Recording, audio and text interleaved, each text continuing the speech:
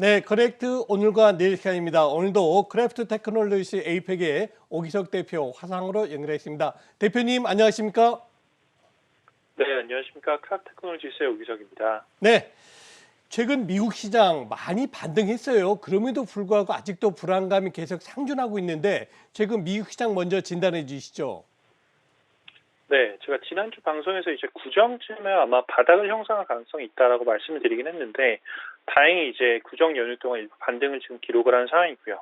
지금 현재 시장에서는 조금 이게 데드캣 바운스냐 아니냐라는 이제 그 논란이 좀 있는 상황인 것 같은데, 제 개인적으로 이제 데드캣보다는 오히려 조금 이제 본격적인 반등의 시작에 들어선 게 아닌가라는 판단을 하고 있고, 어제 밤 같은 경우에 사실 시장이 좀 세게 하락을 했는데, 그래도 현재 야간 선물 같은 경우는 좀 강하게 상승하고 있는 상황이에요. 그래서 현재 2% 이상 반등세를 보이고 있는 것도 굉장히 이제 우호적인 환경인 것 같고, 또 이제 현재 이제 나스닥 지수가 200일 이평선에 걸쳐져 있는 상황인데, 이번 주 나스닥 움직임이 상당히 중요한 그 역할을 할 거다라고 생각을 하고 있고요. 이번 주 말까지 이제 나스닥 지수가 200일 이평선 상방에 존재한다라고 하면 다시 시장이 좀 정상화될 방향으로 진행될 가능성이 높다라고 판단을 하고 있습니다.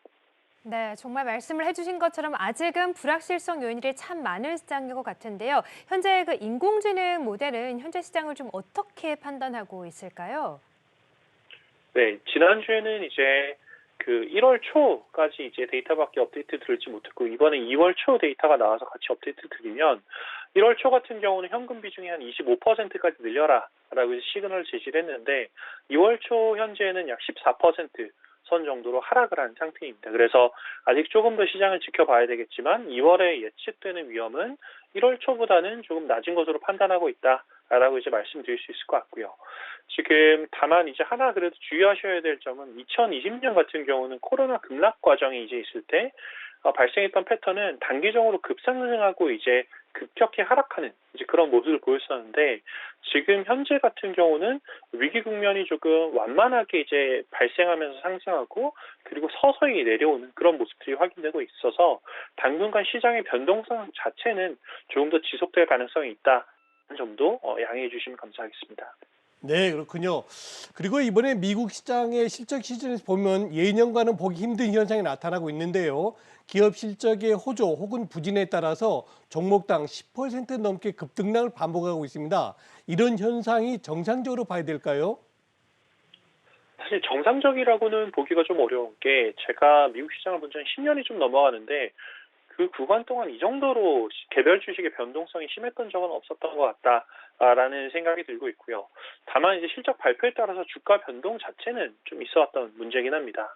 지금 이제 최근에 이제 문제가 되는 뭐 페이스북 스티커를 바꿔서 메타라고 불리는데, 메타 같은 경우도 이제 실적 미스로 인해서 급격하게 지금 하락하고 있는 그런 상태이고, 반면 아마존 같은 경우는 그러니까 지난밤 이제 실적 발표되고 장 종료 이후 지금 14% 혹은 15% 가까이 상승을 하고 있어서 굉장히 이제 실적 미스 혹은 실적 기대 이상의 실적 발표에 민감하게 반응하는 그런 모습을 보이고 있는데, 결국은 이제 인플레이션이라든지 통화 정책이라든지 불확실성이 시장에서 굉장히 올라가 있는 상황에서 결국 이제 투자 심리까지도 조금 이런 불확실성에 연동이 되는 게 아닌가라는 이제 그런 판단이 들고 있고, 이럴수록 다시 이제 본질적인 문제로 접근을 해야 된다라고 이제 생각이 드는 게, 급할수록 돌아가라라는 그런 경험도 있지 않습니까? 그래서 결국 기업 같은 경우는 실적과 주가 멀티플의 함수다라고 본다면, 결국 기업의 실적 건전성하고 밸류에이션이 가장 중요한 이제 문제가 될 거라고 생각을 합니다. 네, 자 그렇다면 최근 우리 서학개 미 투자자분들 변동성 심한 미국 시장 때문에 참 잠 못 이루고 계신데요. 어떤 전략을 가져가는 게 맞을까요?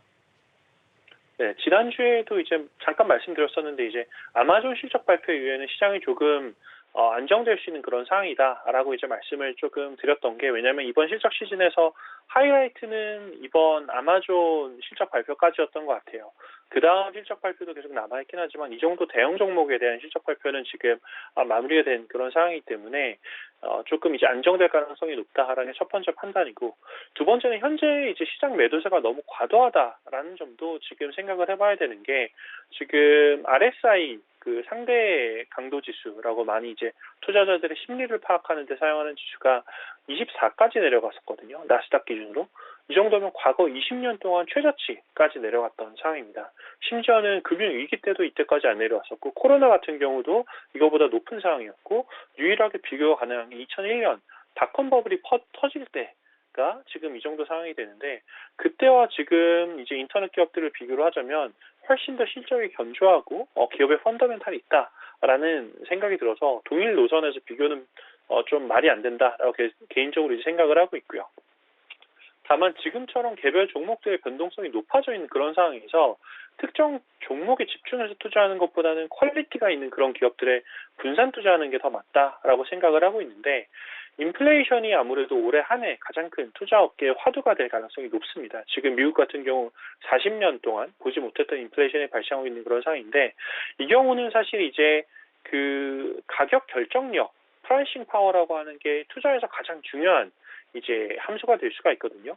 그렇기 때문에 이런 가격 결정력을 가장 잘 보유하고 있는 초대형 우량주, 메가캡이라고도 보통 불리는데 미국의 경우는 ETF로 MGK라는 이제 그런 메가캡 ETF가 있습니다. 그래서 이런 초대형 우량주 ETF들이 중소형주보다 조금 더 견조한 흐름을 보이면서 시장의 분산 투자까지도 같이 이제 만들어줄 수 있는 대안이 될 수 있지 않을까라는 생각을 해보고 있습니다.